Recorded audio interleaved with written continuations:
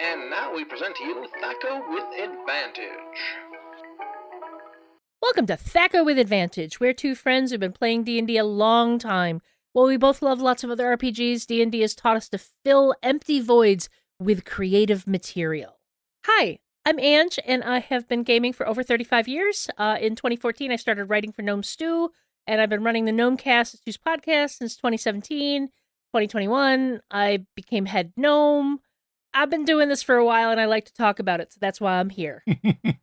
And I'm Jared, the review gnome at Gnome Stew, and when I started playing D&D, the only reason anyone profiled players was to convince the judge to give them a warrant. I write reviews at Gnome Stew, and I've got my own site, whatdoiknowjr.com, where I house additional reviews and opinion pieces. After we look at the games that we're running in the campaign journal, we'll be talking about identifying and using player types. Then we'll have some recommendations of D&D related content for you to check out in our downtime research segment. Now stand by for station identification. This is WDND the Role Player. Now we're going to McElroy McKinney and the Bardic College. In most editions of Dungeons & Dragons, there has been a Player's Handbook and a Dungeon Master's Guide. But two editions of D&D bucked this trend. D&D 3rd Edition had a Dungeon Master's Guide 2 and a Player's Handbook 2, and D&D 4th Edition had a Dungeon Master's Guide 2 as well as a Player's Handbook 2 and a Player's Handbook 3. But isn't every book actually an iteration of the Rules Compendium from a certain point of view? I think I'm going to start calling the 2024 Player's Handbook the Rules Compendium 23. Let me just finish up this campaign journal. So, campaign journal, I got to both play and run since we last recorded. In the Poison Kingdom game, we took some time to discuss what we were going to do next because we had technically accomplished what we had originally set out to do, which was find out what happened to the outpost and then what happened to the guard captain from the outpost, which we had done. That's when we found out our Nox, our blind fighter, based on the player's blind cat, knew that his siblings were further out into the poison land and he wanted to go rescue them. And he was going to go do this regardless of whether or not we helped him. So we all agreed that we would continue on to go find Nox's siblings and see if we could find out what was making things worse in the swamp and starting to spread outward into the healthy lands. Obviously, we're adventurers, we're going to take the hook, but we wanted to have that in-character conversation to make sure we were all, doing it for the right reasons and not just because the adventure is obviously in that direction. The rest of the session was some travel with an encounter with some renegade bandits pretending to be druids, or druids pretending to be bandits, or some combination thereof. They were really dumb criminals, and we kind of beat the crap out of them, and the one that survived and explained what they had been doing, we kind of kicked his butt, scared him to the nine hells, and basically sent him back to the healthy lands to live a good life as an upstanding citizen. We also had some environmental encounters where we had a magical storm kind of chasing us, and we had to cross this bog in a certain number of turns to escape it. It was less basically playing with some of the ideas for encounters that weren't just find monster, kill monster. Mm-hmm. Next session, we're in person again, which I am super excited about because it's going to be a little different. We're actually going to be playing earlier in the afternoon and then all going to dinner together afterwards. So maybe since I know we're going to be going out to dinner together after we wrap up gaming around 6 o'clock, I'll be less distracted while we're playing in person. Don't count on it. Don't count on it. I also have had the first full session of my Tales of the Old Margrave game.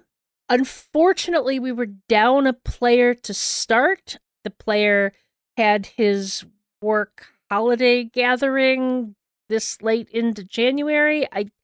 I know some companies do it. Whatever. It was his holiday gathering. He didn't want to miss it. It was good networking opportunities, so on and so forth. So I totally understand him wanting to be there. It just sucked that, it's so hard to schedule games, and I didn't want to skip the first session, but I also wanted to be there. But I ended up having to figure out what to do with his character. he's playing Malvern the Rogue. I didn't want to have him just standing there like a brick in the background of heavy role-playing scenes. So what I ended up deciding is that he just wasn't going to be there for the first part of the session. Mm-hmm. The way I set this up is because I paired off all of the characters. I gave each set a scene prior to the beginning of the set, prior to the beginning of the meat of the story. Yeah. Where they were basically given the mission to go to the Riven Sky Brewery and talk to somebody. With Dahlia and Turvin, the elf-touched ranger and the elven rogue, I had a forest spirit that they had befriended back in the Arbanus forest direct them to go to the Margrave because there was a sickness there that they needed to fix. As they got closer, I had Aiko, the forest spirit, show up and give them more specific directions, which, of course, from a forest spirit, were not specific at all. She told them to go to the broken sky above the amber gold in that direction. And, of course, they arrive at the Riven Sky Brewery and they see a sign of a kind of a broken sky above amber fields. And they're like, I think this is what she meant. With Nevrem and Zartath, the Siderian warlock and the kobold wizard, they were called to a meeting with Lady Fennel, who is Zobek's spy master. Part of the backstory is she had caught them doing something they weren't supposed to be doing in the past, and seeing their potential, she has used them for a few different jobs. They are completely unsuited to becoming spies in her organization, but she is still, willing to make use of various assets, including them. And it was insinuated in her conversation with them that she was sending them to meet with somebody that she used to adventure with in her youth. Because she sent them to meet with a woman named Lorelia Devarian, supposedly a bard. They didn't know anything, just go to the Riven Sky Brewery, talk to her. With Grish and Malvern, the human cousins that are fighter and rogue, they had established in their background that they occasionally did jobs with and for Snow, who is a Shadow Fae apprentice to Consular Streck. And since he had given them jobs before, he came to them and said, go do this. The next morning, it's like you're starting out on your journey, and I said that Grish got a note from Malvern saying that he would catch up later, and insinuated that Malvern has some issues with some thieves in the city of Zobek that he has to deal with before he can leave. All 5 of them ended up getting to the Riven Sky Brewery, meeting there, had some fun interactions with the NPCs as they talked to Lorelia, and found out the whole situation. Lorelia is set up as a former adventuring bard who was cursed, and is part of the curse, lost her sight, but gained a seer's visions and insight. She has settled down at the inn, which is I have set up as the first coaching inn along the Northern Road. She has settled there with her wife, who is a tiefling fighter or barbarian type who has taken up as the cook. And I modeled her very much on Ilona Meyer, just because I'm like, I want a big, tough, beefy woman in this role, and had some fun with her trying to encourage people to try some of her spicier dishes, because nobody likes to eat food as spicy as she likes to make it. In addition to the dwarven couple that ran the place, there was also an alehouse drake. We had a very fun scene where Turvin cast Speak with Animals to go up and speak with the alehouse drake, who immediately took offense that he was being treated like an animal because he speaks both common and draconic. And they were all like, oh, what is it? I don't understand what an alehouse drake is. So we had to have a little bit of an explanation of what alehouse drakes are. Anyway, tiny bit of haggling for them to on what they were going to get paid to go on this mission. But they were asked to go to the village of Lavoka because Lorelia felt that was where the source of the there was something happening there that was part of this malaise that was going to be coming over the Margrave Forest. Started off on a journey. As they passed back by Zobek, Malvern comes running out of it and catched up with him. be run as an NPC for the rest of the session. About halfway to where they're going, because it was about 3 days travel based on the distance. And to be fair, I moved Lavoca from where it's supposed to be on the map, because where it's supposed to be on the map is on the far side of Margrave Forest from where Zobek is. And as far as I could tell from combing through the book, there's no real reason it needs to be there, and I didn't want my players spending a month at first level traveling from the city to the location where the adventure is, because it's supposed to be an adventure for first level characters. Just like, I can't, I'm not gonna redline it. I'm just gonna move the village closer to Zobek. So it's about 3 days travel. They had a run in with some bandits on the road. Again, stupid bandits. It's a theme of D&D games. And then they got into the forest, and I got to make use of the forest's... There's basically an attitude that the forest can have towards you. And I had each player roll a d6 and add their charisma modifier to it, and then I use that to add to other things that are established based on their species, their class, certain things like that. Zartath is lucky he's a wizard, because that got him a +1, because otherwise he almost would be starting out at a level that would get negative consequences from the forest. Meanwhile, Dahlia is actually already into the next tier of attitude, because Elf-touched Ranger rolled really well and has a decent charisma. So she already, like, Zartath walked into the forest and immediately felt like he was being watched suspiciously, that he's not sure he's safe, this kind of uncomfortable feeling. And Dolly is like, this is home. This place is welcoming. I like this place. And then we had one last little encounter before we ended the session, and that was they came across a buck, a deer, who was basically being driven mad and had killed a fox. Has blood on the horns and on the fur and all this, and is obviously enraged. And they subdued the deer and were going to have a conversation with it. Funny point, Turvin was so excited to have Speak with Animals that he cast it to talk with the alehouse drake, but then we get to the scene and he was hesitating on whether to cast it to talk to the deer. Thankfully, one of the other players looked, dude, you wanted that spell so bad. Here is a thing you can use it on. And just as he was about to cast it, Malvern's player showed up getting home from his work event. And so the game kind of got derailed. And we said, we'll deal with talking with the deer in the next session. And then just got Malvern caught up and chit-chatted the rest of the night.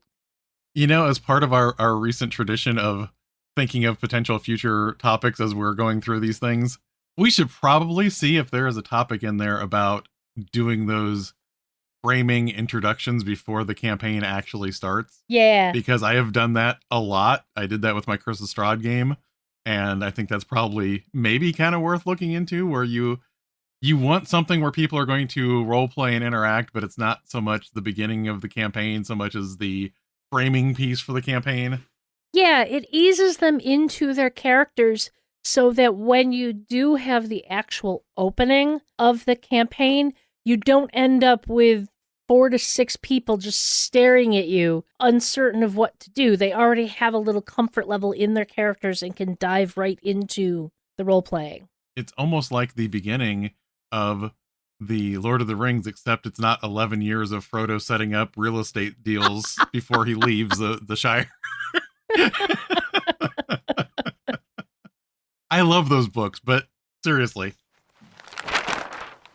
We played Curse of Strahd back to back, so I don't remember what I have talked about and what I didn't talk about on the show, but that's okay, because mainly I was going to talk about our Thrones and Bones game that we did, which is completely using Tales of the Valiant, and we are running that via Shard, and we had that last Saturday.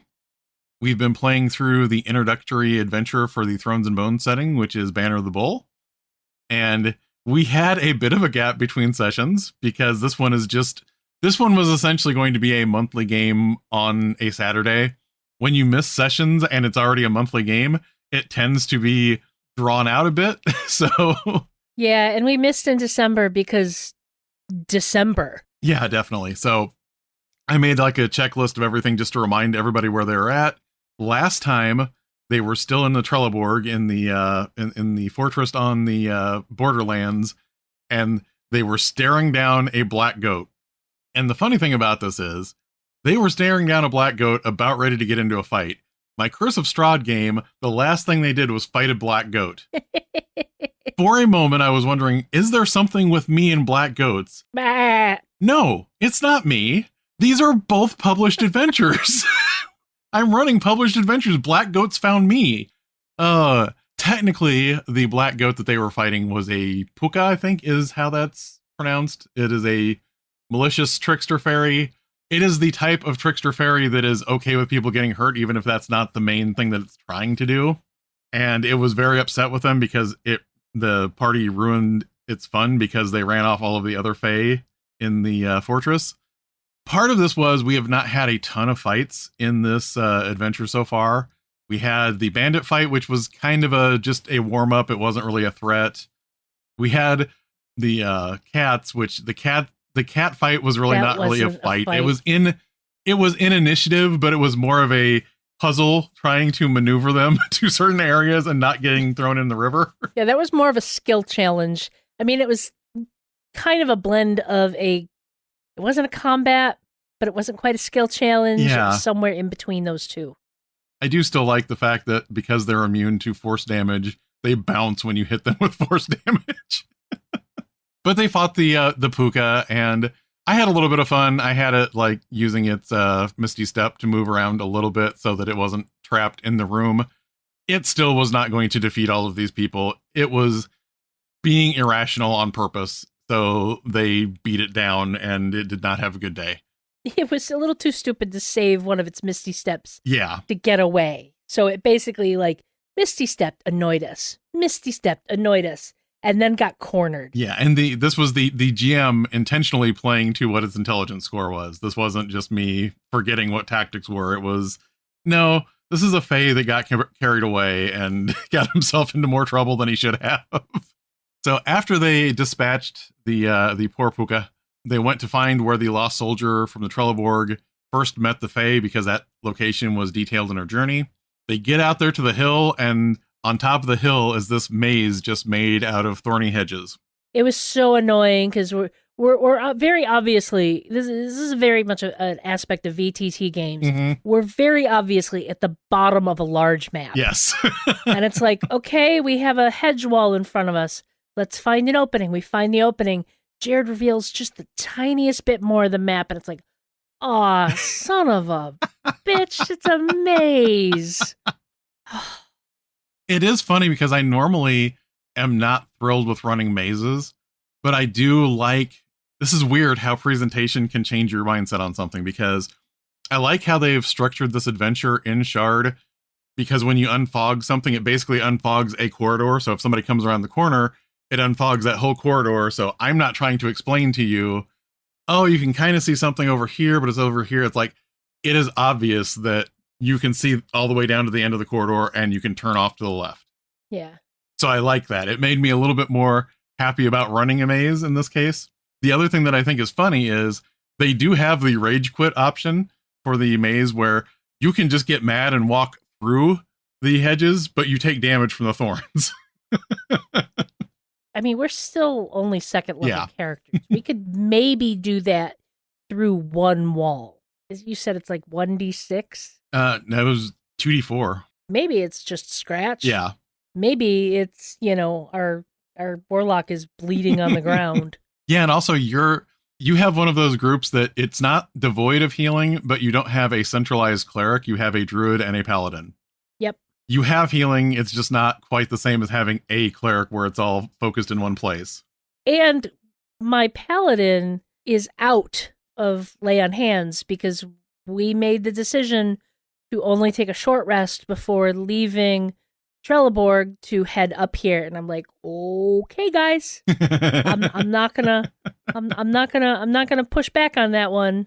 Part of it is too, there is an unspoken timer, which is all of the soldiers that are at the Trelleborg are asleep, but they still need to eat and drink. So they are basically, starving to death as they are sleeping. So it's not so much that everyone knows that they can't take another night. It's that nobody really knows how much time they have. Yeah. So it did kind of add a question mark of should we do this or shouldn't we? So yeah, it was interesting. There were these little thorny goblin-like fae that can shift through the walls of the maze that attack them. This would have been a challenging encounter. I was slightly worried about it, except I managed to not roll above a 5 for 90% of the session. It's funny because I've talked quite a bit about playing Selena, my fighter from the Cygnus Dior game. My paladin is feeling a little like that. She only has an 18 AC, but at second level, that's still pretty beefy. So she basically stood at one end of this corridor and was a bottleneck, and they couldn't hit her. She couldn't hit them, but they couldn't hit her. And meanwhile, everyone else dealt with taking them out. And then I triumphantly rolled high, but the paladin, now that she's second level, has her combat ability where she can use her bonus action to brace her shield. Yep. So I had to roll that with disadvantage. Yep. That second roll came up a 5 again. I will say, we played this on the afternoon of the day I ran my game in the evening, and my Tales of the Margrave game is also using Tales of the Valiant. So I was able to point some of these features out to my players, especially like the Ranger, because I'm like, this is a thing you can do. Mm-hmm. And honestly, I mean, I joke about that, but I did like the feel that, like, that felt like what a paladin should be doing. Like, I'm going to stand up here and you guys get ready. They're just going to like run up against my shield and bounce off of it until you guys are ready to do something. Yeah, very much so. I liked it. We're still in the middle of the maze. It's also kind of neat in the VTT because you can just stop and like that's where they're at in the maze. Like there's no worrying about putting the map up or taking a picture of it or anything like that. It's just we know where they left off. Yep. Hooray! This is me like from 10 years ago. Me would have been going VTT. That's terrible. How do you ever get used to that? Now I'm like, yeah, that's way easier.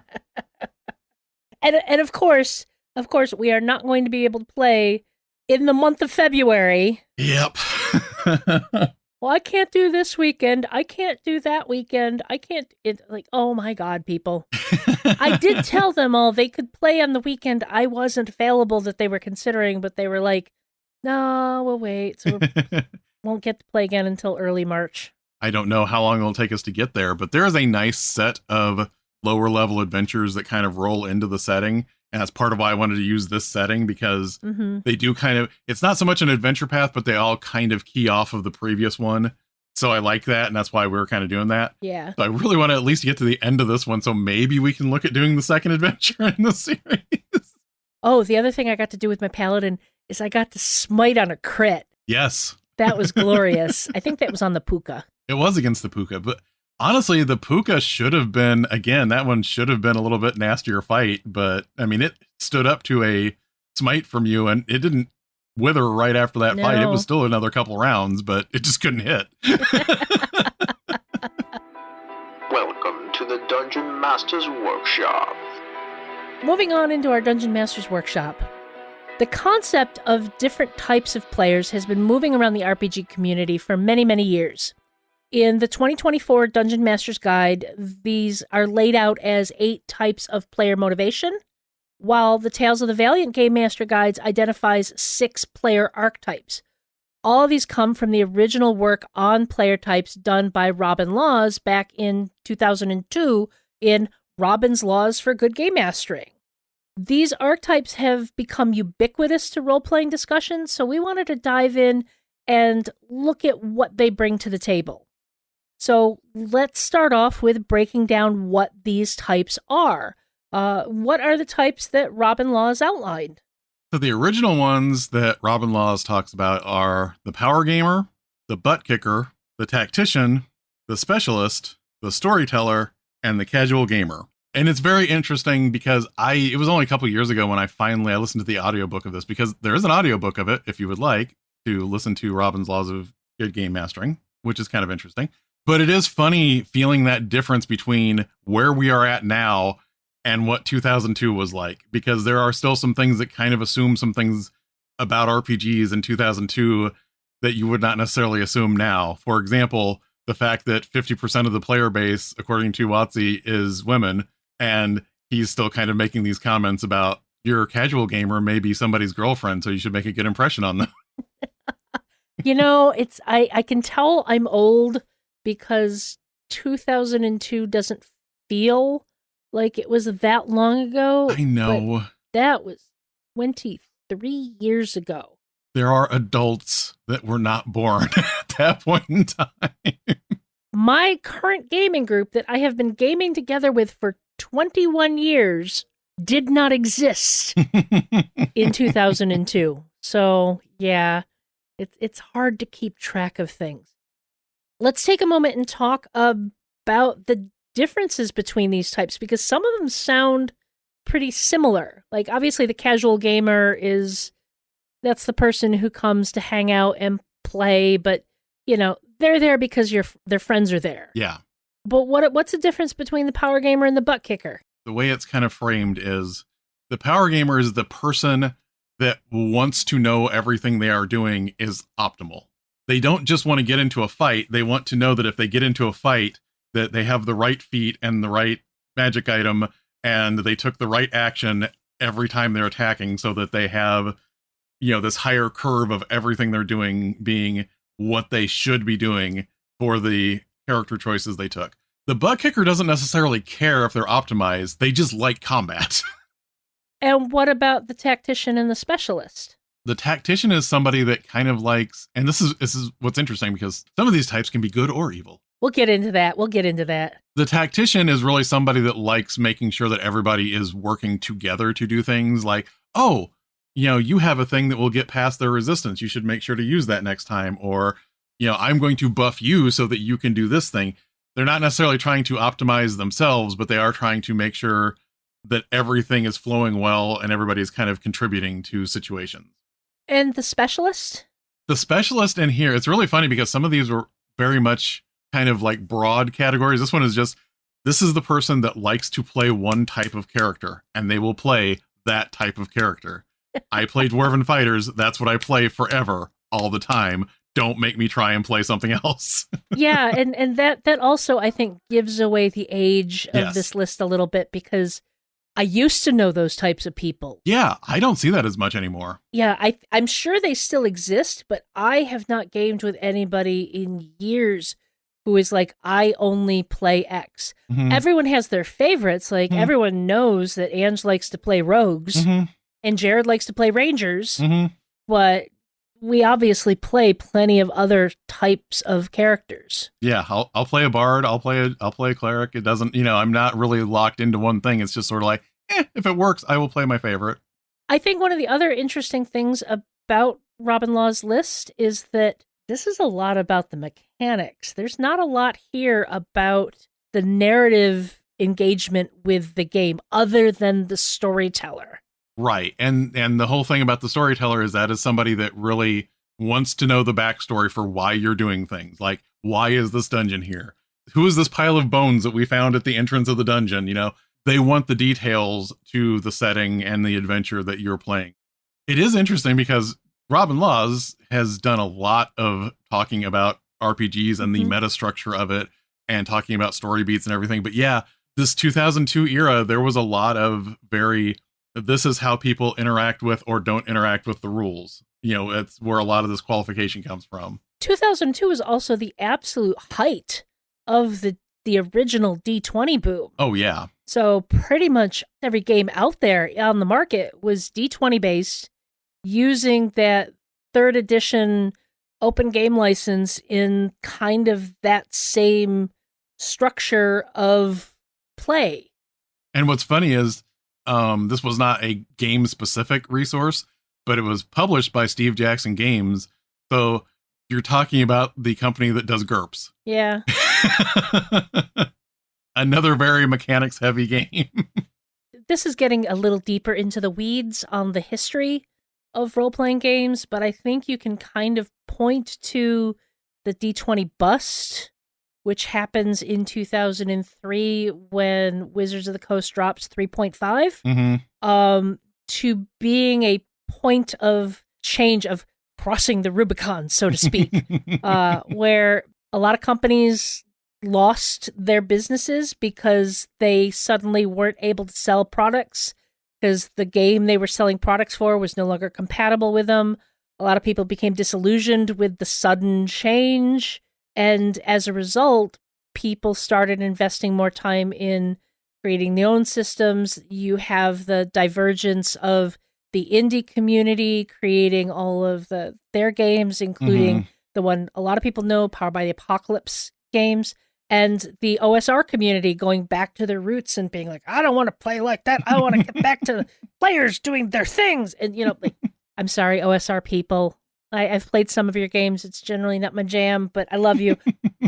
And them going off and kind of doing, their own thing. So I think that's kind of a point of, I think it's important to look at the fact that this list came out at a time when the gaming industry and community was very much focused on one thing.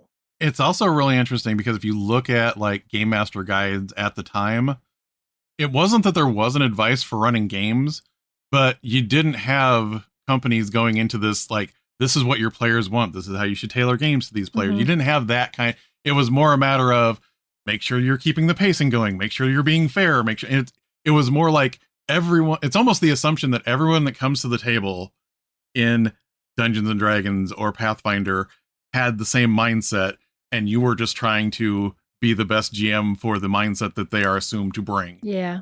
And that kind of started to shift a little bit because even like by the time Pathfinder put out their Game Master guide, they had a version of these player types in there.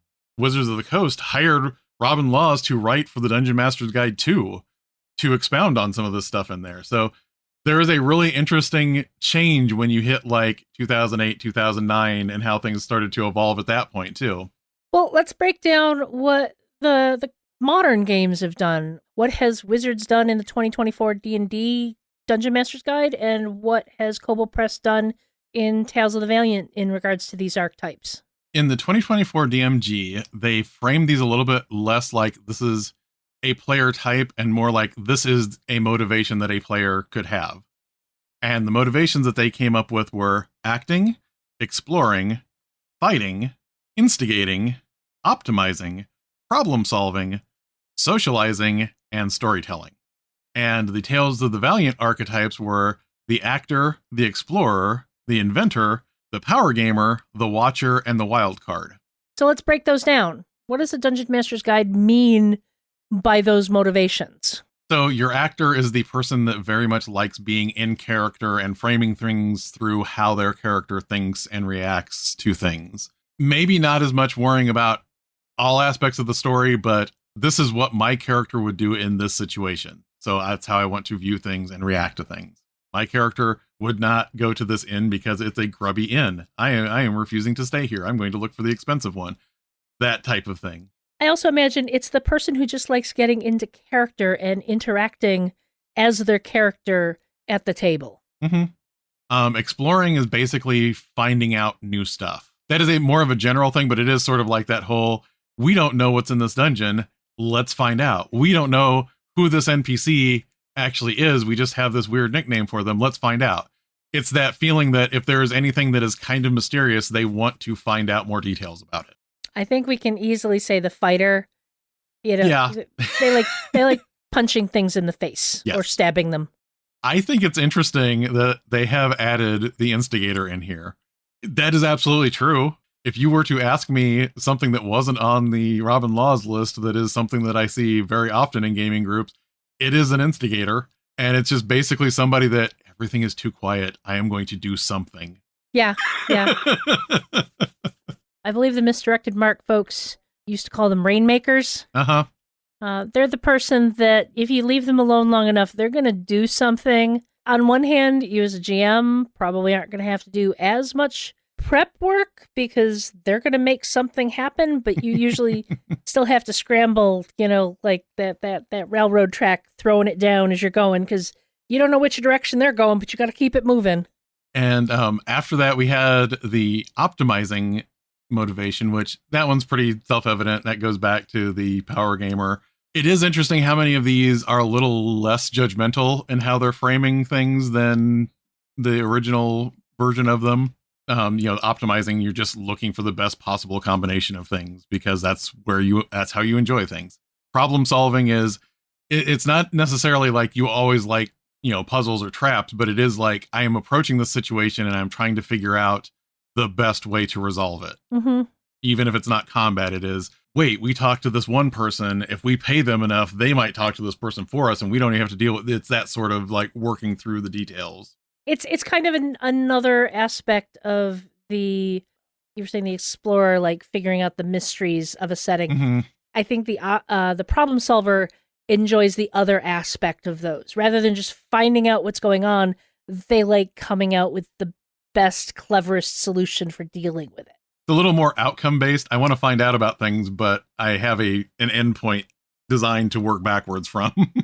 Socializing, I like this one too, because it isn't just the casual gamer so much as it is saying this is somebody that draws energy from being there with their friends, seeing their friends enjoying this game. That is the main reason that they're there. I think the storyteller's pretty straightforward. The difference between that and the actor is the storyteller likes setting details. This is the kind of player, like, if you ask an actor, like, tell me one patron that's at this bar, they may not want to do that. The storyteller, if you say, tell me one patron at this bar, well, there is Giovanni, who 10 years ago lost his wife and then remarried. I think we'll get into this shortly, but I think you can break it down as the person who is motivated by acting is enjoying playing their character, whereas the person who is motivated by storytelling is more engaged with the story of the game as a whole. Yes, and this is another thing. If you want to go into like the misdirected archives on this, they go into like layers of the game and, whether somebody's engaging on the personal level or on the story level or on the mechanical level. Yeah. That's a little beyond what we're talking about here, but that is very much kind of that difference between the storyteller and the actor. Let's touch on the Tales of the Valiant archetypes then, because these are fewer than both other lists. Yeah, the actor, I mean, that one pretty much matches up with, the acting motivation. The Explorer, that one's another one that, matches up the same. And the other thing that I would like to point out is that the Tales of the Valiant Game Masters Guide came out a little bit before the DMG.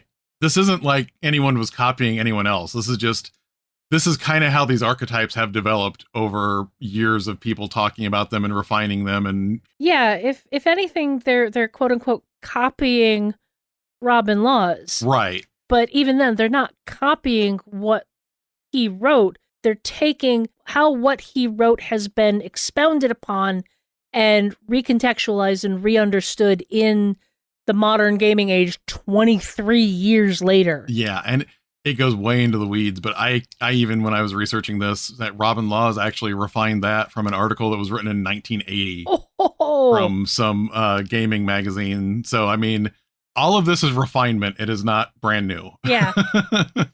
But the inventor is almost similar to the problem solver. What they're saying by inventing is you're not necessarily trying to come up with the most straightforward way to resolve something, but you are engaged in kind of figuring out, if we do this, then this will happen. This is a problem that we have. If we do this, it might interact with that problem and make it easier to deal with. That's what the inventor in this is talking about. Power gamer, I mean, that goes back to the optimizer. It is interesting that it kind of creeps back into slightly more judgmental language in this one than it did in the DMG.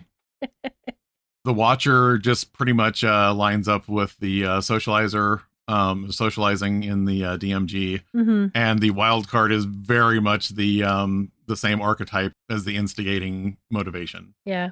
The interesting thing is Tales of the Valiant doesn't have the combat monster.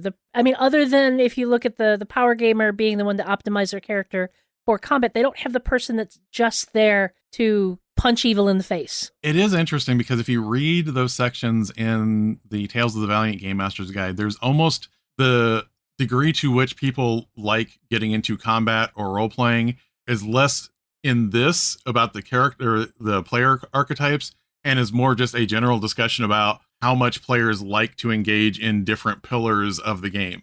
So they kind of removed that from this and assumed that each one of these archetypes could be more or less invested in specifically being in combat a lot. Let's move on and talk about, are people really this cut and dry? Do people actually fit into just one of these categories? Because I certainly don't think I'm any one of these alone.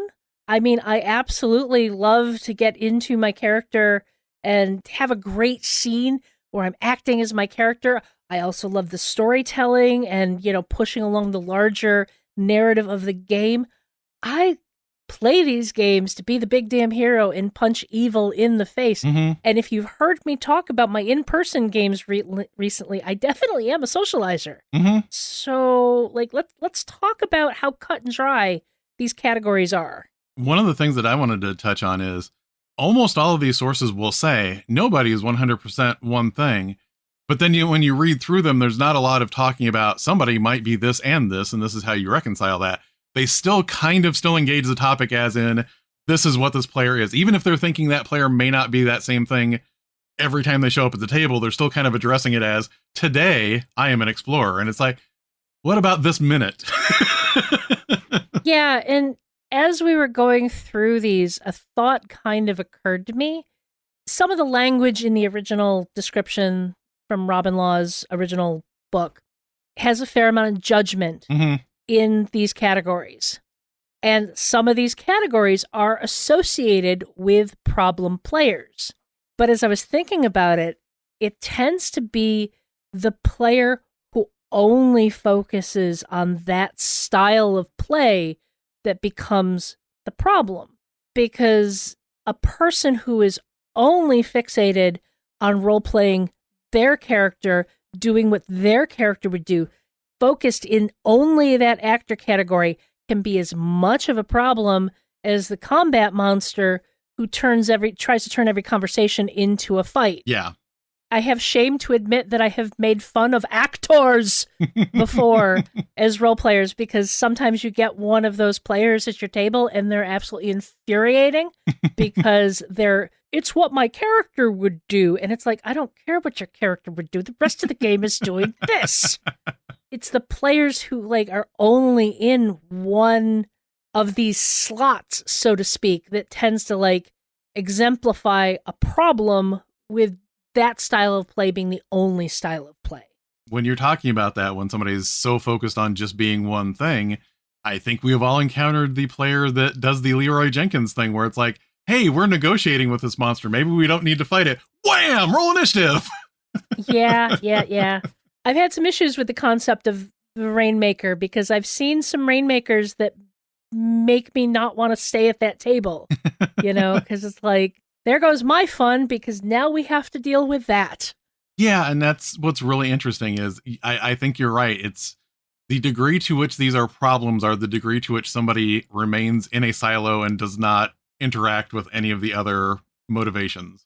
I have some old school players at my table who are so concerned about being accused of being a power gamer that they will sometimes purposefully not optimize their character. Yeah. And it's like, no. Let's make your character effective. It's like, but I don't want to be a power gamer. I don't want to be accused of being a munchkin or anything. It's like, no, you're not going to be a munchkin. I know that's not what you are, but let's make your character powerful. Let's make them useful, so. We had a player, speaking of when someone is very much in their mindset and it doesn't necessarily gel with the rest of the party, we had a player in our Princes of the Apocalypse game where he was playing an Aasimar sorcerer, and it was a divine soul sorcerer. So originally he was going to be the healer in the group and then decided he liked throwing fireballs. I mean, I can't blame him there. No, but we were very beat up after a fight, but he had just manifested his Aasimar wings that last a minute, and he proceeded to kite every encounter in the hallway back to this room because he didn't want to waste his manifestation. And the rest of us are all like, we are going to murder you after this is done. I don't care if you only got to use it for 4 rounds. We were not prepared for this. We agree that most players are not any one of these archetypes. Mm-hmm. Usually they're gonna be a mix. My table tends to, people like getting into character and role-playing. Most of them are really great at the overarching story. Some of them want to get into the combat. All of the, the problem solving. They're mixes of these. Mm-hmm. And I love just the teeniest little bit of the wild card instigator to keep things moving and keep me on my toes. Mm-hmm. But why should we bother to know any of this if nobody is any one thing? What does understanding player motivations and archetypes do for us as GMs and players? I think the interesting thing is that sometimes it tells us where our players' heads are at. And I think we have all had those sessions or had players at those sessions where they have had a very rough week and they want to beat something into submission. That is not necessarily what they are normally, but this week was especially bad. So they want to hit something until it has no more hit points. Yeah. And that is a thing that it's important to understand because that's not their normal thing. Like they could be somebody that is very into, role playing and investigating and doing all of this in-depth stuff. But this one time, they need to be able to just hit something with their sword over and over again. Back in the early days of the pandemic, when my groups switched to playing online primarily, I would factor in an hour and a half to 2 hours of us just sitting there chit-chatting because all of us needed that human connection and we needed the socialization that gaming gives us. And the actual game was like, yeah, we all wanted to play. We all needed that little bit of engagement, but the primary purpose for all of us getting together was the socialization. Well, and the thing that's interesting to me, too, is that this is why I like the fact, especially that the 2024 DMG kind of made these less judgmental, is I have been super invested in RPGs for decades. But when I reach a certain point to where, my week has just been too much and I am dealing with too much, I fall into the socializing thing. Mm-hmm. I am not a casual gamer, but I am just going to sit here, and if you need me to heal you, I'll heal you. I'm here. I'm enjoying being with all of my friends right now. Yeah. But I'm not engaging any higher than that because I can't, because I have just overloaded on everything else that's going on. Chris has been making fun of me for being a super socializer when I get together with my groups in person. And it's I am what I would consider a hardcore RPG player. Mm-hmm. I do 2 podcasts. I write for a blog. Well, I haven't written in a while, but I write for a blog. I think about it all the time. I craft my own adventures for conventions and all of this. I've written an adventure that's going to get published. I'm fairly hardcore at this, but you get me in a room with my friends and and then pass the cookies. I had some players that back when all of the adventures for D&D were more seasons and the AL adventures all revolved around them and kind of added more context to the adventures and everything. I had players that were playing in Storm King's Thunder, but then I ran one of the AL adventures that's kind of on the outskirts. And that adventure had a lot more of the backstory of the Ordening and how some of the giant kin that aren't the major giants fit into the Ordening and everything. And they were super invested in this because up to that point, the main campaign they've been playing, and they were just there's a bunch of giants going wild. I don't get it. So that's a case where you had a lot of characters that are now falling into that storytelling or investigating area because now something is interesting to them and it's making other things click. And that's not the mode that they were in for most of this other campaign. Yeah, and I think in general, understanding these aspects helps us know what to bring to the table. Yes. Whether as a player or a GM. As a GM, you want to make sure that your players are enjoying your game. If you have any degree of empathy, you want your players to enjoy the game you're running. Yes. That means giving them a game they're going to enjoy. And honestly, I think empathy is a big deal about this because paying enough attention to your players that you recognize what they are and what they might be in the moment is a big step towards understanding being empathetic to the people that you're hanging out with. So let's talk about putting some tools into play. As GMs, how do we adapt how we're running the game based on the types of players we've got at the table? One of the things is that I think what doesn't always get brought across in some of these discussions is you're really trying to balance different types, because if two people aren't in the same headspace, you don't want to give one person everything they want completely to the point to where it's detrimental to the other people at the table. Yeah, like I was talking about how I've had some situations where I have played with instigators and they end up snatching the fun of what I was about to do out of my hands because the game now has to adapt to the chaos they're creating. Yeah. And as a GM, you have to be very mindful of that happening because you want to make sure both players are getting some enjoyment out of the game. And sometimes that might mean telling that instigator, hang on, I'll get to you in a moment. Let's finish this scene over here. Or even just having the meta conversation of, hey, is everyone okay if the game starts veering off in this direction if we do this? Do you give consent that this is going to happen? Yeah, and this is a thing that I think is really important that has been as much of a development as anything when it's talking about these player types, and that is, boy, back in 2002, weren't we like still worried about, I don't want to act like we're playing a game. I don't want to stop everyone and say, are we okay with it going this direction? As long as we're playing in the game, we need to fix things in the game. If you're doing something bad, I need to punish you with an NPC instead of stopping the game and saying, hey, are we all good with this? Maybe we shouldn't do this way. There are still a lot of people out there who think that way. Yeah. I've been in a couple of Facebook groups recently that offer advice, and there are a lot of people that offer that really bad advice about how to fix a problem with in-character consequences to, bad player behavior. And it's like, don't do that. Yeah. Nobody's going to enjoy that. It's just going to be a headache for you as a GM.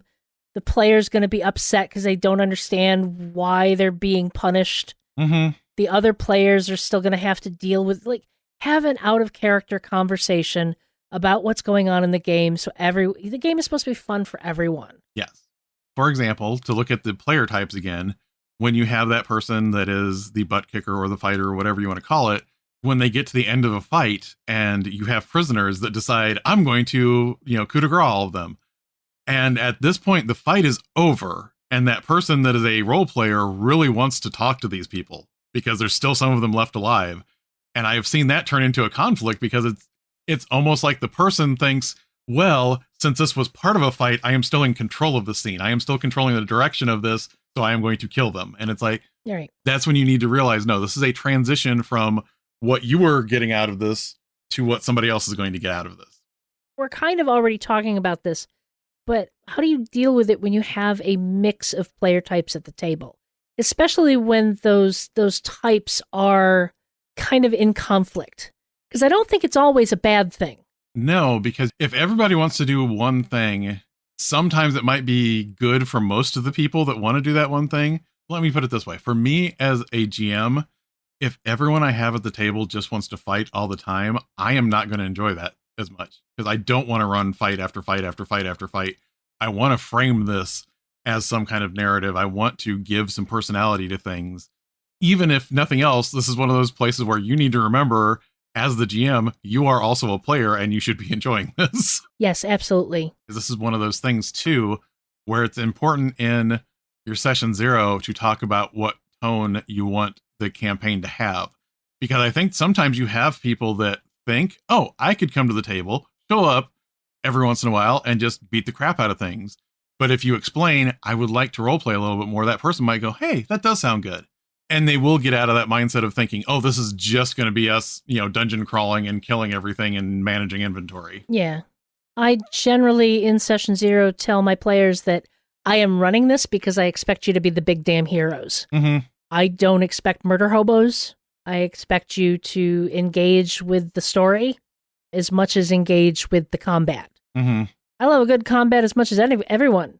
At the same time, I want the story, and I'm always going to approach things with a degree of in-character empathy and trying to understand what's going on. I've probably frustrated Marin's player more than once in our Marodi game when Kazina has questioned, why do we need to kill something? Because it lives here. It's doing its thing, Anyway. I think that's interesting too, because sometimes it's important to see where the Venn diagrams overlap, because, to use some of the things that they're talking about here, your exploring person and your problem solving person probably both want details on something. Mm-hmm. It's just they want them for different reasons. Like the exploring person just wants details. They want more texture to something, whereas their problem solver is looking for an outcome. But where they align, they are still going to be looking for the same things. And I think at times it's good, if you think that I am catering this towards my problem solver, you should also realize, hey, I should also check in with my explorer person and say, hey, are you getting the details that you want out of this? Because some of these details aren't relevant to a problem, but they are more details. I think, too, it can be an incredible thing to have a mix of these types at the table when all the players are working with the understanding of this game is for everyone. We're all here to have fun. And that's when you can let the person whose focus that day is in one particular area take the lead in the storytelling or instigating the combat or solving a puzzle or trying to figure out the mystery or just chit-chatting and passing the cookies. Mm-hmm. If you have all of these things working in concert together, that can be good for the whole table, and for the GM. As we're talking about this, we're talking about how nobody is one thing. Someone may primarily be a few things, but a lot of times it's not even just one thing. Like I was thinking about my Curse of Strahd game. I have someone that is an instigator, fighter, problem solver. I have someone that is a socializer, storyteller. I have someone that is a fighter, explorer, problem solver. I have a socializer that's more of an explorer, and I have a socializer that's more of an instigator, where she will just kind of sit there and drink everything in, and then halfway through the session, she pokes something. Going back to the where we were talking about how the problem players tend to be the ones who are just one type of thing, I think that problem ends up coming down to a degree of selfishness, because they are there for their fun at the table and either don't have the maturity or the understanding enough to realize that the game is good if everyone is having fun. I don't want to just frame this as just the players doing something bad, because there are times when you expect someone to be one thing and you don't allow for them to be more than one thing, that you start to encourage them to only be one thing. Right. Like when you decide this person is the fighter and you always throw combat things at them and you always bring up stuff that they're going to want to fight, you may be pushing them into one aspect of what they like, but not exploring the fact that they kind of like some of these other things too. I was thinking about this even as I complained about the instigator doing something that takes away my fun. I have been the instigator before. I have been this is a now problem person. Yes. It was fun, but yes. I will actually, I'll find the link and put it in the show notes so it can be shared. But there is a gentleman out there who did a parody of Katy Perry's Firework to Fireball and did a whole song about it. And, it was shared in one of our mutual chat groups. And I'm like, oh yeah, this is a now problem. That was Sapphire. See, I'm tired of these people talking and debating about whether we're going to deal with this situation. Let's just deal with it. But if it had turned out that the other players are like, oh, hell no. No. It would have been like, okay, she stops before she casts it or whatever. It was obvious that the players were on the precipice of engaging with this combat right now. And it's just like, let's just deal with it. It was more of a, do we want to try and be stealthy and spend a little bit more time planning it? Or do we just want to roll initiative now? That was not a dramatic difference. You can still be an instigator and respect everyone else at the table. You just gotta talk with folks. Does the size of your table matter in all of this? The size of your table. Oh, yes. One of the most important things for GMs, I think, I beg of you, is to learn how many people you can handle at a table. Mm-hmm. And do not start trying to find out, can I run for 12 people? Go the other direction. Start with 4 people and figure out, okay, I can handle 4, maybe I can handle 5. at some point you start realizing, and I mean, this is a whole other topic too, but I think it's relevant here because the more player types you have and the more combination of player types you have, the more you may be stressed out trying to make sure everybody is getting what they want in equal portions. So I think it's really important to understand how many people you can run for.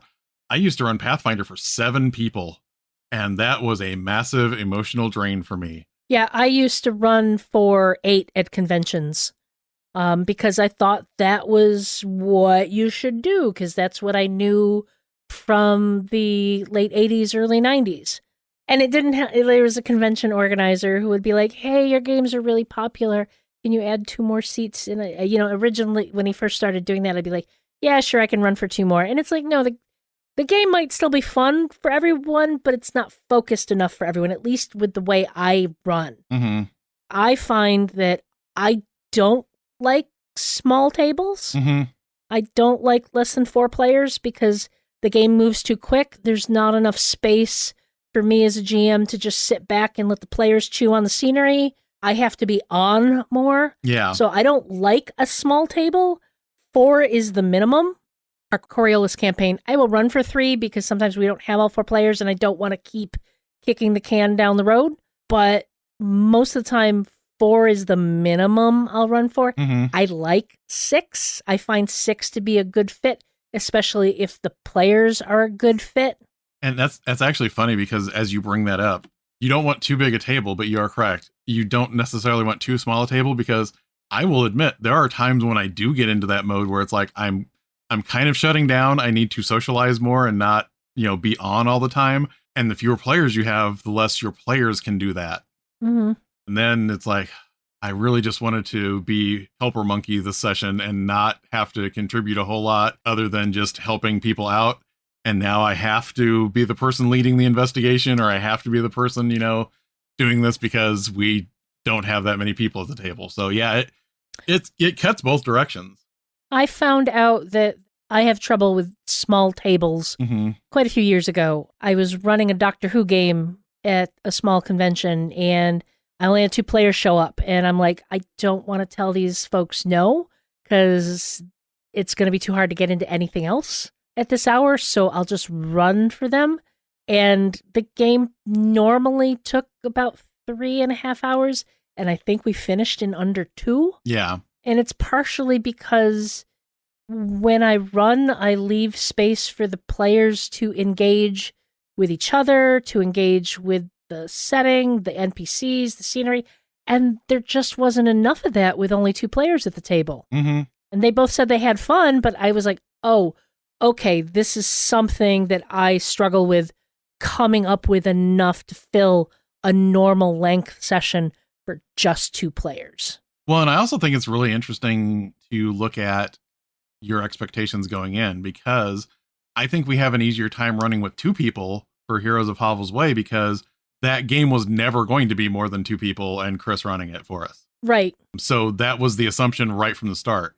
So we kind of know each one of those sessions, we're both on stage constantly. Right. It's not going to be something where we take a back seat to somebody else, but we know that going in. And that's different than expecting 4 or 5 people to show up and only getting 3, and then having to change your energy that was already geared towards a larger table that was going to have a little bit more ability to move around people. Yeah, and my Wednesday night Fate game was only 2. It's kind of on hiatus right now for reasons, general hand wave at the state of the world. There's short sessions. It's 2 hours. That 2 hours works out to be a good amount of time for the GM and us 2 players to engage with things, feel like we're doing something, getting educated. Whereas 2 hours with a 5 or 6 person group, that feels like, why are we bothering? What are we doing here? Yeah. That Princes of the Apocalypse game that I mentioned, we had, I think, 8 people at that table, which I was a player, so I didn't have to run that one. But it did feel like a 4-hour session sometimes felt like I barely got to do anything. I mean, that's probably a whole other topic, veering away from player types here. Yeah. Have you ever had a time when you were convinced a player was one type and then they suddenly seemed to be doing something else completely different? This has been interesting, having run a lot of games at the local game store. I had a player. He was in a lot of games. He was kind of quiet most of the time. If he rolled something and his dice came up bad, he would cuss, and that was kind of the degree to which he actually interacted with anything. A lot of times people didn't even know what the character was he was playing. And the thing was, what we found out when I had the patience to talk to him and ask him and stop everything and say, hey, did you want to do something before we moved on, or something like that? He didn't like having the spotlight on him where he had to come up with story elements, but he did react much better knowing that everything slowed down enough that he wasn't going to get missed. Mm-hmm. He was a lot more engaged with the story than people realized. He just wasn't. It's funny. He was almost like he was a socializer that was also a storyteller. You just weren't going to get that from interacting with him unless you gave him the space to interact with you first. That can be a whole other topic, talking about players' level of engagement, Mm-hmm. because that is separate from this topic. Yeah. Not every player is going to be able to advocate for themselves enough to like demand the time to have the spotlight, or you have the opposite where you have the player who's just going to steamroll ahead holding that spotlight, even if they don't realize that's what they're doing, and everyone else is just kind of swept along in their wake. I do think too, I could be wrong, but I have to think that it is kind of a GM thing that most GMs run into, that the person you didn't think was ever going to be bloodthirsty sometimes will have that moment where their character is just like, no, I am going to unload everything I have on this person and I want to see them dead. Yep, you will see that on occasion. I had that moment with my doctor in your Coriolis game. Yeah, you did. I have a player who has always been, I wouldn't call them so much of an actor, but they engage with the story of the game. But I found I could not put them on the spot to come up with story elements. They froze. Mm-hmm. And they didn't like it. As part of that, they didn't like losing control of their character. Like if the narrative took control of their character away from them to any degree, they got very defensive. Mm-hmm. And I was like, oh, okay, I need to be aware of this dynamic with this particular player. Yeah. Especially if you're gaming with if you're gaming with your friends, which I recommend gaming with your friends. There's nothing wrong with gaming with strangers. That's also something I recommend to do on occasion, but your regular group should be your friends, the people you care about, you like outside of the game. You want to figure out what they enjoy so you can help facilitate that. Mm-hmm. So let's wrap this all up. What does this all mean? Do we really need to know about player types and motivations? What does it get us as GMs or as players? I mean, we've covered this a lot, but let's sum it up. Looking back at the original way that Robin Laws framed this is kind of interesting, because he had this grid in the book that was like, here is your player type, or here is your player, this is their player type, here is what you should give them. And he's telling you to write this out as a grid so that you have it in front of you and you remember, oh yeah, I have to throw something at this person so they can punch it. And I'm thinking that's not a bad idea, but not that way. I think it's actually almost more useful to look at your scenes and to know this scene will appeal to an instigator. This scene will appeal to a problem solver, instead of assuming that your player is that one type and it will only appeal to them. Right. Because then when you have your person that works in counseling and has had a really bad week and she loves investigating things, but now she wants to stab something in the throat, you realize she will be equally happy with this with this session that the other person that likes to punch things with her monk is going to be happy with. And I think it's good. It's good in general to have a balance of these types of things in your game. If your game is just one rolling combat to the next rolling combat, that may engage a certain segment of your players, but it's eventually going to get old, except for the die-hard combat monster. So you want to mix things up. And I mean, that helps with pacing in general. If you even care about the narrative story of your game as a whole. So like having these different elements can help make your game more engaging, and it can help satisfy the various different types of players. I'll also say, I think of all of these ones that we looked at, I like how the 2024 DMG framed it as motivations instead of making it just an archetype for a player. Yeah. Because that kind of reminds you that it is something that drives someone, but it is not that person. Exactly. I think all of this also leads itself to a point I think is important for us as players of RPGs, regardless of whether we're GMs or playing a character, is understanding what you like. Mm-hmm.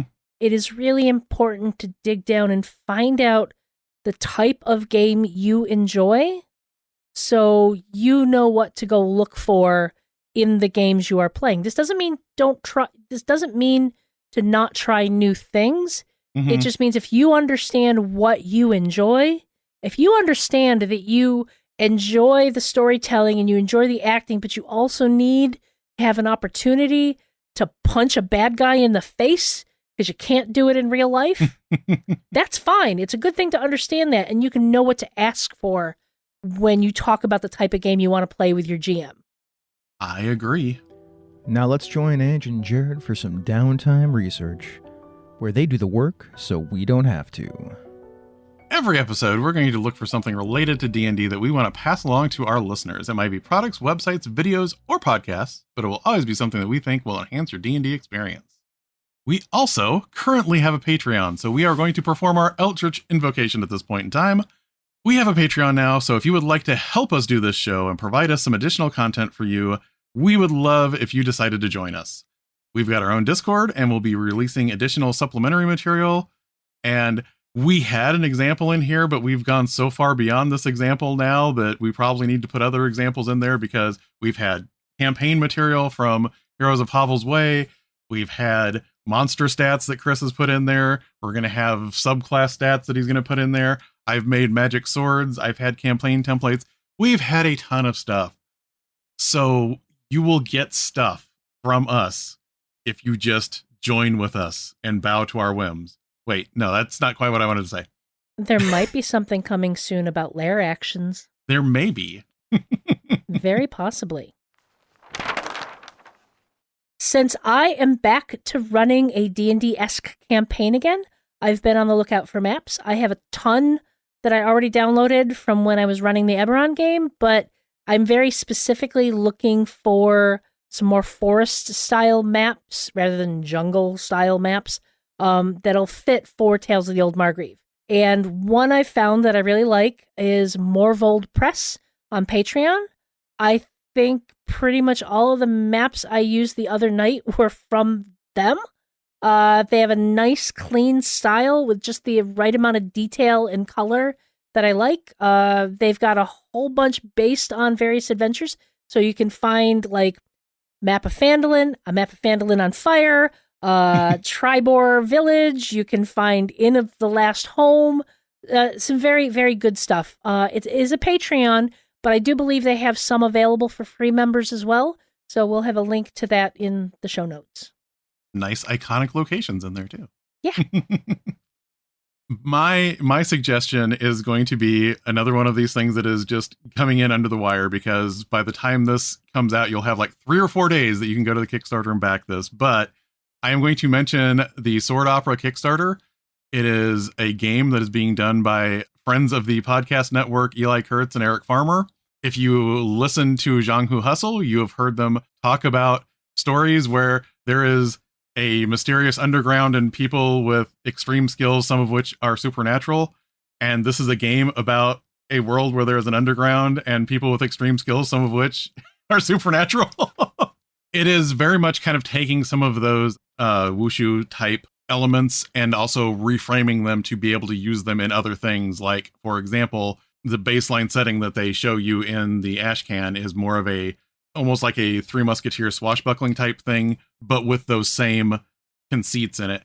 It's really neat. It is fantasy. It is more or less, it is a little bit more Forged in the Dark, but I really like it. I think you should check it out. We'll have a link to the Kickstarter. Look at it really quick because you're only going to have a few days by the time this episode drops. We are happily part of the Polygamers Podcast Network, helping you run and play your best games. We think you'll like another Polygamers podcast like Pandas Talking Games, queer gamers talking about tabletop role-playing games and making outtakes. Join Pandas Phil and Senda every other Wednesday answering listener questions about playing, running, and designing TTRPGs. It is like Car Talk, but for your games. We have used up all of our resources, so I think it's time for a long rest. Maybe when we wake up, we'll be a different player type. I hope this adventure was rewarding for you. We hope you go exploring with us when we start our next adventure.